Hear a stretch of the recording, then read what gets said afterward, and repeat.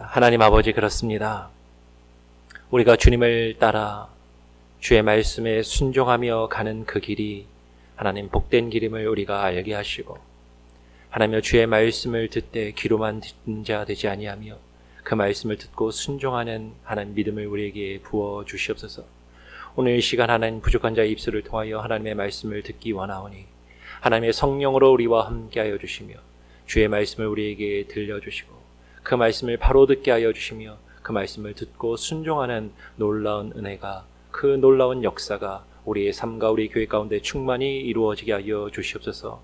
감사하며 예수 그리스도의 이름으로 기도합니다. 아멘. 여러분, 요새 자녀들을 키우는 집은요 거의 공통적인 고민이 있습니다. 어떤 고민이냐면 아이들이 게임하기를 너무 좋아하는 거예요. 그래서 게임에 붙들려서 매달려서 사는 그 모습을 보게 됩니다. 우리 성도님들 대부분은 이제 자녀들이 다 장성해서 이제 뭐 그런 관심사가 내 관심사가 아니다 생각하실 수 있지만, 여러분들의 손주들, 손자, 손녀나 여러분의 자녀들이 어렸을 때를 한번 생각해 보시기를 바랍니다. 한 집에 고등학생 남자아이가 있었어요. 근데 공부는 하지 않고 베이스먼트에 내려가서 그냥 하루 종일 음악을 크게 틀어놓고 게임만 하는 것입니다. 근데 그 모습이 너무너무 답답해서 엄마가 잔소리를 몇 번 합니다. 얘야, 공부도 좀 해야지. 방학인데 집에서 음악만 듣고 게임만 하고 있으면 어떡하냐? 라고 잔소리를 해도 듣지가 않는 거예요. 하루는 너무 속상해가지고 남편한테 와서 이야기합니다. 저 아이를 어쩌면 좋을지 모르겠다고 아내가 막 속상해하니까 이제 아버지가 음악을 크게 틀고 이제 게임에 열중하고 있는 아들에게 가는 거죠. 그리고 그 아들의 이름을 부릅니다. 아들의 이름을 부르는데 음악 소리가 너무 크니까 아빠 목소리를 못 듣는 거예요. 그래서 아버지가 부르다가 어떻게 하냐면 음악 소리를 가서 줄였어요. 그리고서는 아들을 부르는 거죠. 그랬더니 예 하고 대답을 해요. 그리고 아빠가 얘기합니다. 게임만 하면 어떡하니? 좀 공부도 하고 책도 좀 읽고 해야지. 예. 그리고 듣는 둥 마는 둥 하는 겁니다. 그러니까 아버지가 안 되겠다 싶어서 음악을 아예 끄고 게임기도 꺼버렸어요. 그리고서는 아빠가 너한테 할 말이 있다 라고 진지하게 이야기합니다. 그랬더니 이제 그 아이가 아빠를 보는 것이죠. 지금 너에게 있어서 지금 이 시기가 얼마나 중요한 시기인데 이렇게 게임만 하고 있고 그러면 되겠냐 라고 이야기를 합니다. 그랬더니 아들이 끄떡끄떡 하면서 잘 듣는 것 같아요. 그리고 이제 아빠가 이야기를 끝내고 올라가려 합니다. 그랬더니 아들이 어떻게 하냐면 다시 게임기를 켜고 음악을 키우고 게임을 하는 거예요. 근데 아빠가 화가 나가지고 아들한테 이야기합니다. 너 아빠가 얘기하는 거 못 들었어? 그랬더니 아들이 하는 말이 들었는데요. 근데 아빠 말을 들었는데 왜 게임을 키냐고 이야기하는 것이죠. 아빠 말 안 들어? 아까 들었다니까요? 라고 이야기하는 거예요. 근데 아빠 말이 끝났으니까 내가 하고 싶은 거는 한다라는 것이죠. 여러분, 우리가 듣는다라고 이야기할 때 그 듣는다라는 표현이요, 우리말도 그렇고 영어도 그렇고요, 지금 성경이 쓰여있는 히브리어나 헬라어도 그렇고 아마 전 세계 언어가 공통적인 것 같습니다. 그 듣는다라는 말이 여러 가지의 의미가 있어요. 첫째는 귀로 음악이나 어떤 소리를 듣는 그런 들음을 이야기할 때도 있고요, 때로는 누군가가 하는 말을 귀 기울여서 듣는, 경청하는 것, 듣는 것을 리스닝을 가리켜 또 듣는다라고 이야기해요.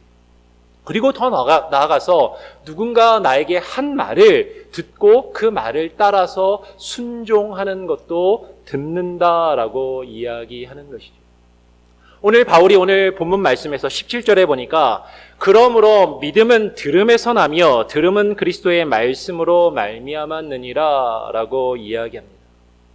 믿음은 들음에서 나며, 믿음이 들음에서 난다라는 말이 과연 어떤 의미인가 하는 것이죠. 그리고 과연 여기서 말하고 있는 그 들음은 어떤 들음을 이야기하는 것입니까? 가장 1차적으로 귀로 듣는, 그 듣는 것을 말하는 것인가 하는 것이에요. 우리가 길거리를 가다가 누군가가 길거리에서 노방전도를 하며 복음을 외치는 사람이 복음을 외치는 그 소리를 귀로 들으면 그러면 우리에게 믿음이 생겨서 구원을 얻는다라는 말입니까? 물론 오늘 사도 바울은 이야기합니다. 전파하는 자가 없이 어찌 들으리요. 그렇게 말씀을 전하고는 자가 있고 그 말씀이 우리 귓가에 들려야 그것을 듣고 우리가 복음을 듣고 믿고 받아들일 수 있는 것이죠. 그런데 지금 이것은 단순히 귀로만 듣는 것을 들음은 믿음은 들음에서 난다라고 말하고 있는 것 같지는 않다라는 것이죠. 그러면 귀를 기울여 상대방의 말을 듣고 경청하는 것을 말하는가? 맞습니다. 복음의 내용을 우리는 귀 기울여 들어야 돼요. 그래서 우리가 이 자리에 모여서 함께 예배를 드리고 설교 말씀도 귀 기울여 듣는 것이죠. 말씀을 바로 듣지 않으면 그 복음의 내용을 우리가 알 수 없고 바로 믿을 수 없는 것입니다. 그런데 지금 사도 바울이 믿음은 들음에서 난다라고 할 때 그 들음은 단순히 그 수준으로 머물러 있는 것이 아니라 지금 로마서의 문맥을 살펴보면 이 들음이란 단순히 소리를 듣거나 누군가의 말을 귀 기울여 경청하는 것 이상으로 그 말을 듣고 따르며 순종한다라는 의미가 있다라는 것을 우리가 보게 돼요. 오늘 사도 바울이 이야기합니다. 그 들음은 그리스도의 말씀으로 말미암았느니라 라고 이야기하고 있는 것이죠. 그 들음은 그리스도의 말씀으로 말미암았다. 즉 주의 말씀을 듣고 그 말씀에 귀 기울이고 그 말씀을 바로 듣고 그 말씀을 순종하는 것을 이야기한다라는 것이. 우리 한번 성경 말씀을 다시 한번 찾아서 함께 읽어보겠습니다. 디모데전서 6장 3절로 5절 말씀을 같이 한번 읽어보겠습니다. 디모데전서 6장 3절부터 5절 말씀입니다. 제가 한번 3절을 읽고 4절은 여러분 5절은 같이 한번 읽어보겠습니다. 디모데전서 6장 3절 제가 읽겠습니다. 누구든지 다른 교훈을 하며 바른 말 곧 우리 주 예수 그리스도의 말씀과 경건에 관한 교훈에 창념치 아니하면 4절 저는 교만하여 아무것도 알지 못하고 변론과 언쟁을 좋아하는 자니 이로써 투기와 분쟁과 회방과 악한 생각이 나며 5절도 한번 같이 읽어보겠습니다. 마음이 부패하여지고 진리를 잃어버려 경건을 이익의 재료로 생각하는 자들의 다툼이 일어나느니라. 여러분 우리 주 예수 그리스도의 말씀, 그 하나님의 말씀과 경건에 관한 교훈에 우리가 창념해야 한다는 거예요. 그 말씀을 듣고 그 말씀에 귀 기울이고 그 말씀을 배우기를 힘써야 한다는 것입니다. 근데 여러분 교회에서조차도 그리스도의 말씀이 아닌 하나님의 말씀이 아닌 다른 교훈, 이 세상의 교훈, 이 세상의 경험과 이 세상의 지식을 말하고 주장하는 사람들이 많이 있더라라는 것입니다. 근데 오늘 사도 바울이 디모데전서에서 말합니다. 누구든지 다른 교훈을 말하는 사람은 교만한 사람. 하나님의 교회 가운데서 다른 교훈을 말하며 주의 말씀에 대해서는 아무것도 알지 못하는 자들이 있다라는 것입니다. 하나님의 말씀 위에 다른 교훈을 말하면서요, 스스로 자신이 많이 알고 있고 스스로 똑똑하고 스스로 옳다라고 생각하는 교만한 사람들이 있다라는 것입니다. 그러면서 자신이 옳다라고 변론하기를, 언쟁하기를 좋아하는 자들이라는 것이에요. 스스로 마음이 교만해져서 그 마음이 부패하여지고 진리를 잃어버려서 지금 사도 바울이 뭐라고 이야기하냐면 경건을 이익의 재료로 생각하는 자들이라는 거죠. 경건의 모양은 있습니다. 그리고 신앙생활을 하는 모습은 있어요. 그런데 그 경건을 자신의 이익의 재료로 생각하는 것이죠.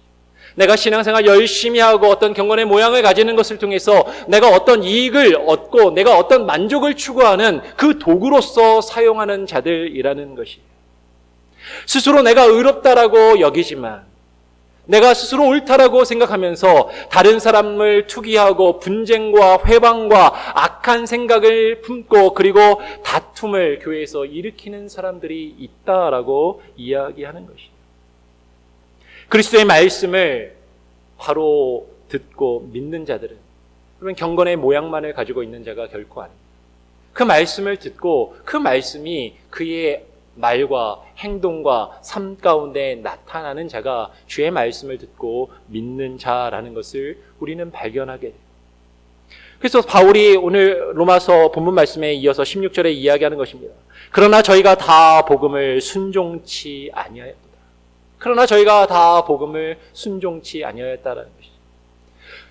믿음은 들음에서 난다라고 할 때 그 들음은 그 말씀을 듣고 순종하는 것인데 그 말씀에 순종치 아니한다라는 거예요. 그러면서 지금 바울은 이사야 말씀을 인용해서 이사야가 가로되라고 하면서 이사야를 인용하고 있어요. 이사야 말씀을 우리가 한번 살펴보기 전에 한 가지 주목할 것은 사도 바울이 지금 우리가 로마서를 계속 쭉 살펴보면서 지금 10장을 세 번째 보고 있습니다. 10장 말씀에서 계속 말하고 있는 저희가 누구인가 하는 것이죠. 저희가 다 복음을 순종치 아니하였다고 할 때 저희는 하나님의 백성이라 불리는, 스스로 하나님을 믿고 하나님의 자녀들이라고 생각하는 이스라엘에 대하여 지금 말하고 있다라는 것이에요. 그런데 하나님의 백성이라고 불리고 하나님을 믿고 하나님의 자녀들이라고 스스로 믿었던 그 이스라엘이 왜 지금 복음에 순종치 아니하고 있는가 하는 것이죠. 사도 바울이 지금 여기서 인용하고 있는 이사야 53장 1절의 말씀을 인용하고 있는데 그 내용을 우리가 보면 그 이유를 발견할 수가 있습니다. 제가 한번 이사야 53장 1절로 3절 말씀을 한번 읽어보겠습니다. 이사야 53장 1절로 3절에 우리의 전한 것을 누가 믿었느니요? 여호와의 팔이 네게 나타나느니요? 그는 주 앞에서 자라나기를 연한 순 같고 마른 땅에서 나온 줄기 같아서 고운 모양도 없고 풍채도 없은즉 우리의 보기에 흠모할 만한 아름다운 것이 없도다. 그는 멸시를 받아서 사람에게 실어버린 바 되었으며 간고를 많이 겪었으며 질고를 아는 자라. 마치 사람들에게 얼굴을 가리우고 보지 않음을 받는 자 같아서 멸시를 당하였고 우리도 그를 귀히 여기지 아니하였도다. 바울이 지금 인용하고 있는 건 53장 1절의 말씀입니다. 우리의 전한 것을 누가 믿었느냐? 하나님의 말씀을 복음을 증거하는 자들의 그 증거를 누가 믿었느냐? 듣는 자가 없는 것 같다라는 것이에요. 왜? 그 전하는 복음의 내용, 예수 그리스도는요, 우리의 보기에 흠모할 만한 아름다운 것이 전혀 없다라는 것입니다. 그는 멸시를 받아서 사람에게 실어버린 바 되었다라는 것입니다.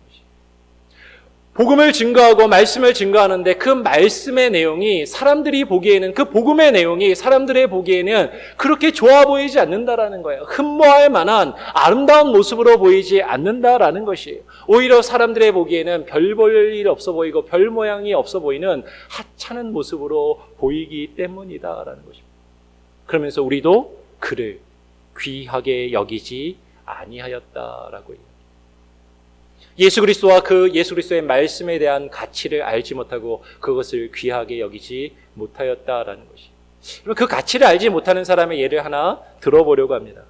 요새 한국은요, 도시 생활에 이제 염증을 많이 느끼고 귀농을 해가지고 이제 다시 농촌에서 생활하는 사람들이 조금씩 늘어나고 있다라고 해요.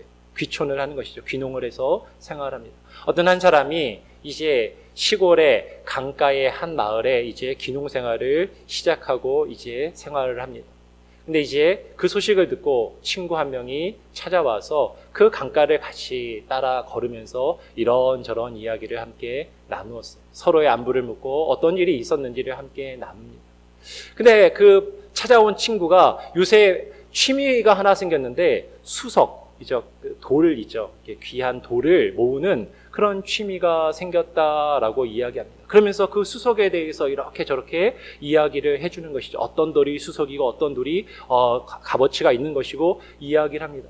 근데 그 얘기를 쭉 듣다가 내가 며칠 전에 강가에서 그런 돌 하나를 본 것 같은데 라고 하면서 그 친구가 이제 그 귀농을 한 사람이 이제 그 강가를 다시 함께 그 친구와 가면서 그 돌 하나를 찾았어요. 이제 수석을 취미를 갖고 있던 친구가 딱 보더니 야, 이 돌이 상당히 가치가 있고 귀한 돌인 것 같다. 근데 그래도 좀 더 확실하게 하기 위해서는 전문가를 한번 만나가지고 약속을 잡아서 감정을 받아보고 이 가치가 얼마나 되는지를 한번 물어보고 그리고 그 사람이 이것을 살 수 있는지 한번 물어보자라고 그렇게 이야기를 합니다. 근데 당신이 발견한 것이니까 당신이 이제 네가 이것을 간직하고 있으라고 친구에게 맡기고 이제 헤어지게 돼요. 그 이야기를 듣고 그 돌을 들고 집에 왔습니다. 그리고 그 돌을 이렇게 바라다 보는 것이죠. 야, 이 돌이 그렇게 가치가 있는 돌이라고? 이 돌이 그렇게 값어치가 나가는 돌이라고? 이제 갸우뚱갸우뚱하면서 그 돌을 보는 거예요. 그래, 그래도 잘 갖고 있어야 되겠지 하고 몇 날 며칠 거실에 테이블에다 놔두고 그 돌을 봅니다. 근데 사실은 잘 모르겠는 거죠. 그리고 이제 며칠 시간이 지났어요. 근데 거실에 앉아서 TV를 보다가 앞에 호두가 있는데 호두를 까먹어야 되겠는데 호두를 깔 만한 마땅한 도구가 보이지 않는 겁니다. 근데 그 앞에 강가에서 주워온 그 돌이 있으니까 그 돌로 호두를 까서 먹는데 딱 손에 잡히기도 좋고 호두 까기에도 딱 적당한 크기예요. 그리고 호두를 며칠 그렇게 또 까먹었습니다. 그리고서는 시간이 지났어요. 몇 달이라는 시간이 지나고 그 돌이 어디 갔는지 있었는지조차 주워온 것조차도 잃어버릴 쯤 되었을 때 그 친구한테서 연락이 옵니다. 내가 그 수석 전문가를 연락을 해가지고 만나기로 했으니까 그 돌을 가지고 나오라는 것이. 그제서야 이제 그때 돌을 내가 주워왔었지 그 돌이 어디 갔었나 하고 아무리 찾아봐도 돌이 보이지 않아요. 그래서 아내에게 이야기합니다. 여보 지난번에 내가 주워왔던 그 돌, 그 친구가 수석이라고 이야기했던 그 돌 있잖아. 그거 어디에 뒀어? 라고 얘기하니까 못 찾겠는데 안 보이는데 어디다 뒀어? 라고 얘기하니까 아내가 이야기합니다. 그거요? 그거 저기 장독대에 된장 그 매주 누르는데 거기다가 집어넣어놨다고 그렇게 이야기를 하는 겁니다. 아니 그 돌이 얼마나 가치가 있는 돌이고 그 돌이 얼마나 귀한 돌인데 그거를 거기다 집어넣었냐고. 그래서 장독대에서 그 돌을 꺼내가지고 깨끗하게 씻어가지고 이제 가져가려고 딱 보니까 그 돌이요 한쪽이 깨져 있는 거예요. 한쪽에 기스가 나 있는 겁니다. 그래서 이제 화가 나가지고 아내에게 물어봐요. 아니 이 돌이 어떻게 된 거야? 왜 이게 깨져 있어? 아니 된장 냄새가 밴 것도 모자라가지고 이게 왜 깨져 있냐고 라고 이야기를 하니까 아내가 이야기합니다. 저기 우리 아들 녀석이 저기 못 박는데 망치가 갑자기 안 보인다고 그 돌로 못질하다가 망치질하다가 돌이 깨졌다고 이야기를 하는 것이죠. 여러분 어쩌면 그 돌의 가치를 왜 그렇게 알지 못했는가. 근데 이제 이 아버지는 화가 나서 남편은 화가 나서 아내에게 이야기합니다. 아니 이 돌이 귀한 돌이라고 이야기했잖아. 그렇게 말하지 않았어. 그런데 이걸 어떻게 그렇게 함부로 다룰 수가 있어? 라고 얘기하니까 아내와 아들이 와서 하는 말이 뭔지 아십니까? 아빠 지난번에 아버지가 그걸로 호두를 계속 까드시길래 저는 그렇게 쓰면 되는 줄 알았어요. 라고 이야기하는 거예요. 여러분 우리가 복음의 가치가 귀하다라는 것을 들어서 알고 있습니다. 그 복음을 우리에게 하나님께서 맡겨주셨어요. 그런데 그 복음이 얼마나 귀하고 값어치가 있는지를 우리가 온전히 깨닫지 못하고 알지 못하면 마치 그것으로 호두를 까고 그 된장을 눌러두는 데 쓰는 것처럼 우리는 그 복음을 단순히 나의 작은 필요를, 작은 나의 만족을 채우기 위해서 사용하고 있는지 모른다라는 것이죠. 그 복음의 가치를 알지 못하기 때문인 것입니다.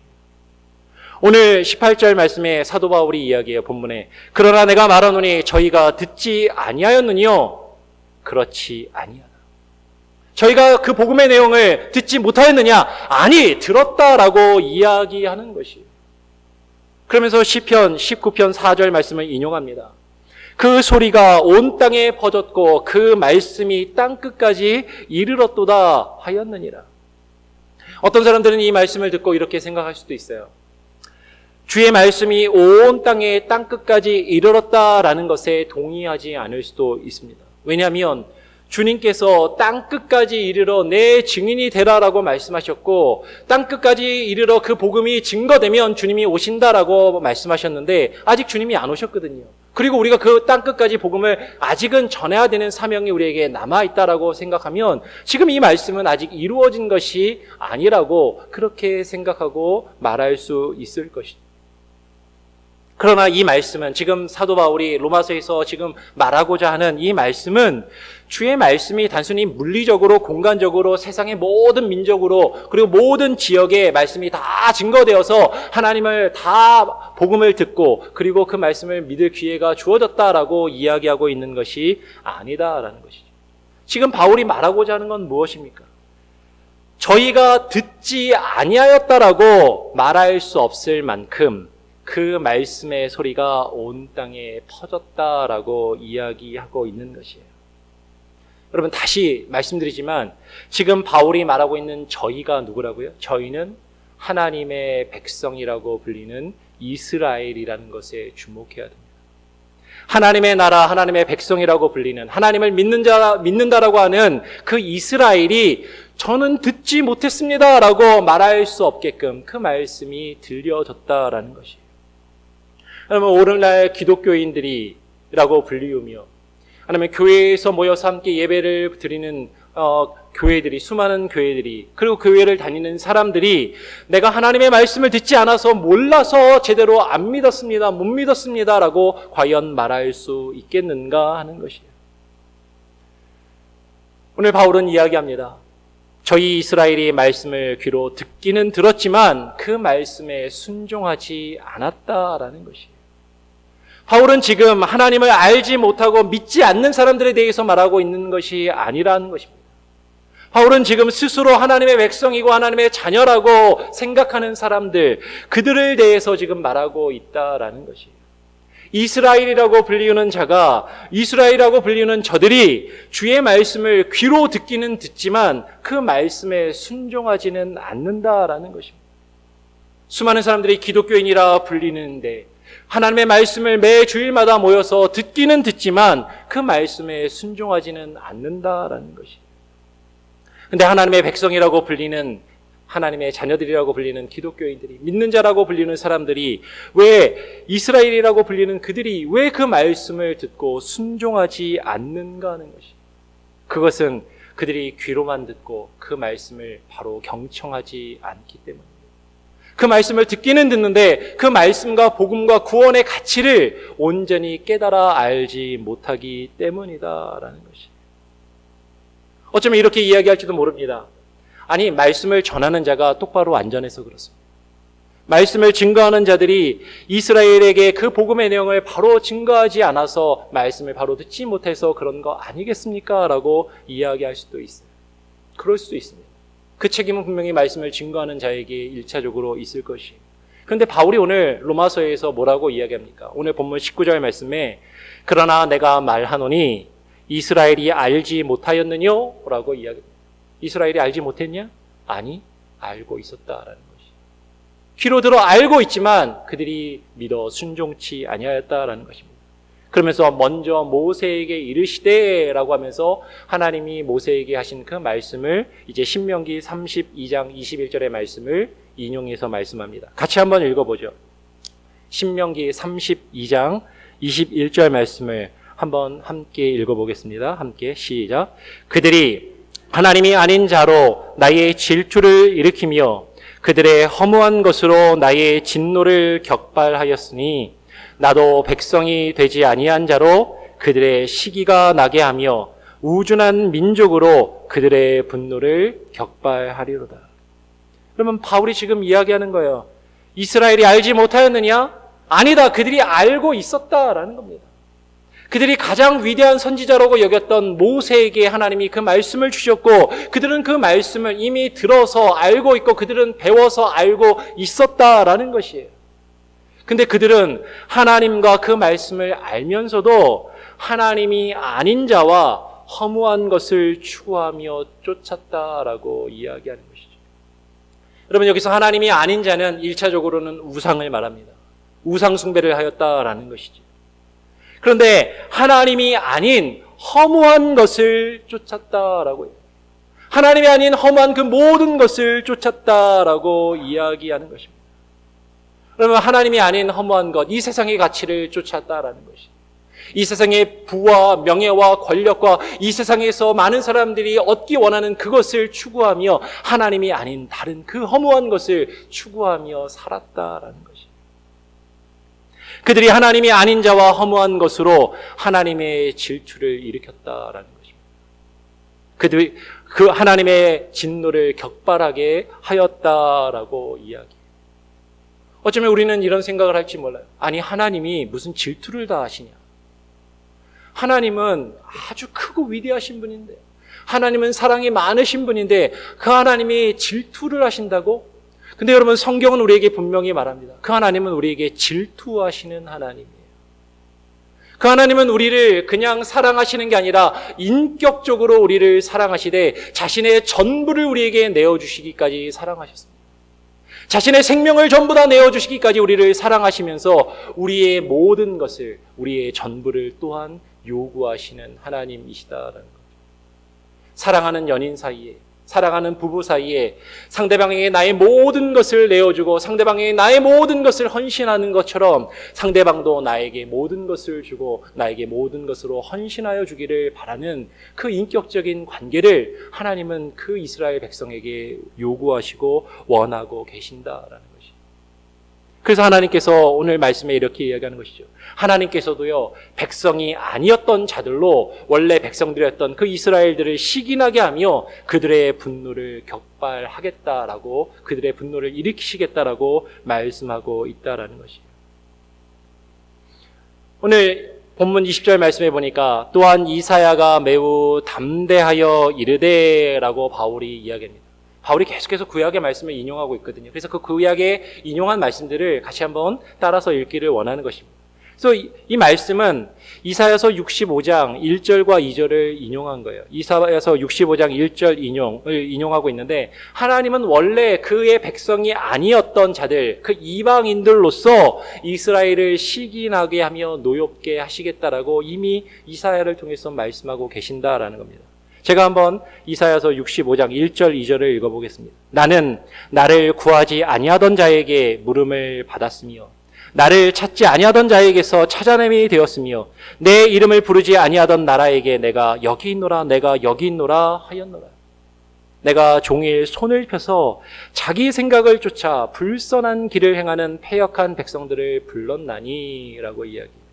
그럼 바울이 지금 오늘 본문 말씀에서 이사야서 65장 1절 말씀을 인용하면서 하나님께서도 그 이스라엘 백성들에게서 하나님이 주셨던 그 사랑을 이제 옮기셔서 하나님의 구원을 그 이스라엘 백성에게서 옮기셔서 이방인들에게로 옮기시겠다라고 지금 말하고 있다라는 것이죠.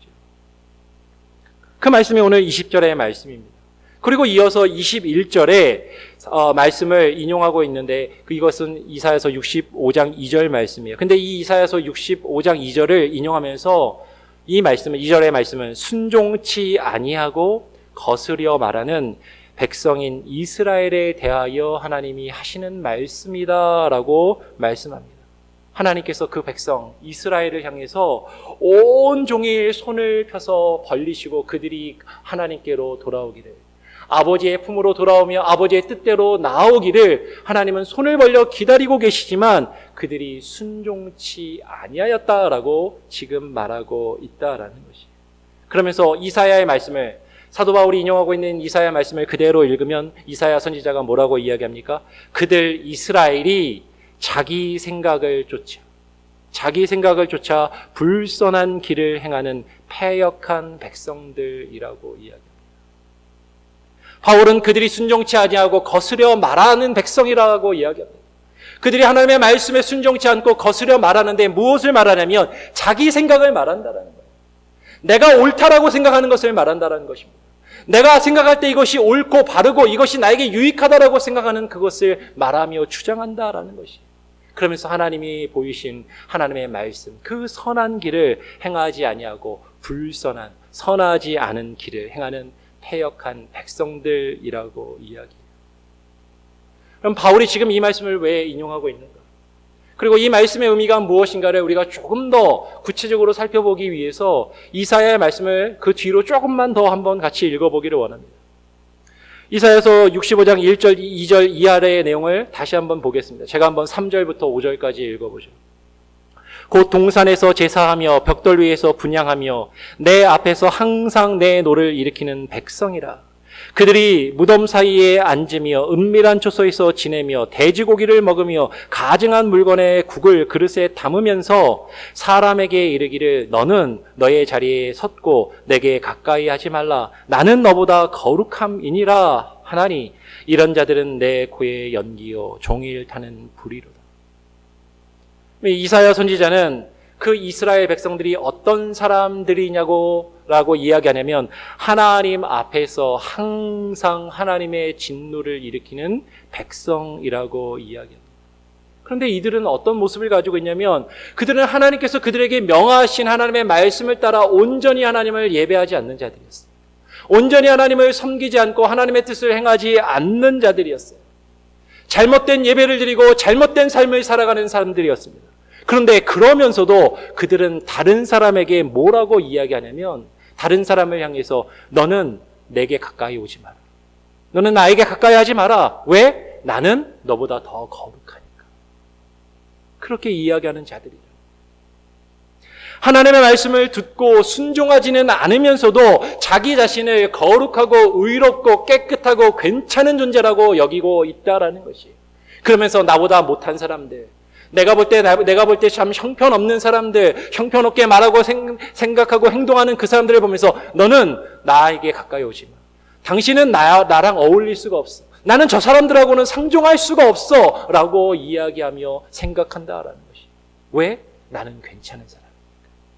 나는 거룩한 사람이니까. 나는 그래도 하나님 앞에 의롭다라고 여김을 받은 사람이라고 스스로 믿는다라는 것입니다. 그런데 이러한 이스라엘의 모습이 여러분 단순히 유대인들만의 모습입니까? 아니요. 오늘날 교회에서 일어나고 있는 많은 교회들의 모습이고 하나님을 믿는다는 기독교인들의 모습이고 어쩌면 저와 여러분의 모습일 수 있다라는 것이에요. 하나님의 말씀에 순종하지 않는 그 이스라엘을 향해서 하나님께서 하신 말씀에 우리는 주목해야만 합니다. 마지막으로 이사야서 65장 6절 7절 말씀을 같이 한번 읽어보고 말씀을 정리하려고 합니다. 65장 6절 7절 앞에 스크린을 찾기 어려우시면 보셔도 됩니다. 같이 한번 읽어보겠습니다. 시작. 보라, 이것이 내 앞에 기록되었으니 내가 잠잠치 아니하고 반드시 보응하되 그들의 품에 보응할지라. 너희의 죄악과 너희 열조의 죄악을 함께 하리니 그들이 산 위에서 분향하며 작은 산 위에서 나를 능욕하였음이라. 그러므로 내가 먼저 그 행위를 헤아리고 그 품에 보응하리라. 여호와가 말하였느니라.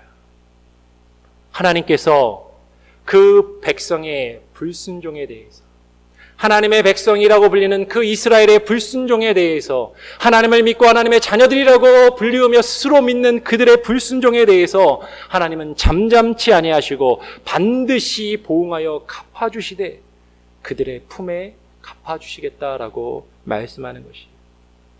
하나님께서 우리의 죄악과 우리 앞에 있었던 자들의 죄악을 함께 보응하여 갚아주시겠다라고 말씀하고 있는 것입니다. 하나님은 먼저 우리의 행위를, 우리의 행함을, 우리의 삶을 헤아리시고 우리의 품에 그것을 보응하여 갚아주신다라고 말합니다. 이것은 여호와의 말이다라고 성경은 우리에게 분명히 증거하고 있는 것입니다. 여러분, 이것이 하나님의 말씀에 순종하지 않는 그 백성들을 향해서 하나님께서 하시는 그 말씀인 것입니다. 여러분, 이 말씀을 들으셨습니까? 여러분, 이 말씀을 들으십니까? 어떻게 들으십니까? 앞에서 조목사가 설교를 하면서 하도 목소리를 크게 소리 지르면서 외치니까 귀로만 들으셨습니까? 아니면 이 말씀의 내용이 어떤 의미인지 귀 기울여 경청해 들으셨습니까? 하나님이 우리에게 요구하시는 그 들음은 이 말씀을 듣고 그 말씀에 반응하며 순종하는 것이, 그 말씀이 나에게 주시는 말씀으로 우리가 듣고 그 말씀을 듣고 순종함으로 우리의 믿음이 그 들음에서 일어날 수 있는 저와 여러분의 삶, 우리 교회가 될 수 있기를 간절히 소원하고 부탁드리고 축원합니다. 기도하겠습니다. 하나님 아버지, 믿음은 들음에서 나며 라는 제목으로 주의 말씀을 함께 나누었습니다. 하나님, 우리가 얼마나 부족하고 연약한지, 우리의 신앙의 연수가 길며 우리가 하나님을 오래 믿고 오래 알아왔다라고 우리가 생각하지만 정말로 주의 말씀 듣기를 얼마나 사모하며 힘쓰며 주의 말씀을 바르게 듣고 순종하는 삶을 살아왔는지, 하나님 우리 자신을, 하나님 우리의 삶을 주님의 말씀에 비추어 하나님 내어놓고 겸손히 주의 말씀에 반응하며 나아갈 수 있는 귀한 은혜가 있게 하여 주시옵소서. 하나님, 정말로 우리의 믿음이 들음에서 나기를 소원합니다. 귀로만 듣지 아니하게 하여 주시고, 하나님 그저 예배 시간에 설교 말씀을 듣는 것으로만 만족치 아니하게 하시고 그 말씀을 들어 순종하며 우리의 삶을 말씀에 비추어 하나님의 뜻 안에서 변화시키며 주의 뜻을 이루어가는 놀라운 은혜가 있게 하여 주시옵소서. 감사와 찬양 영광 오직 주님께만 올려드리며 거룩하신 예수 그리스도의 이름으로 기도합니다. 아멘. 우리 주보에 있는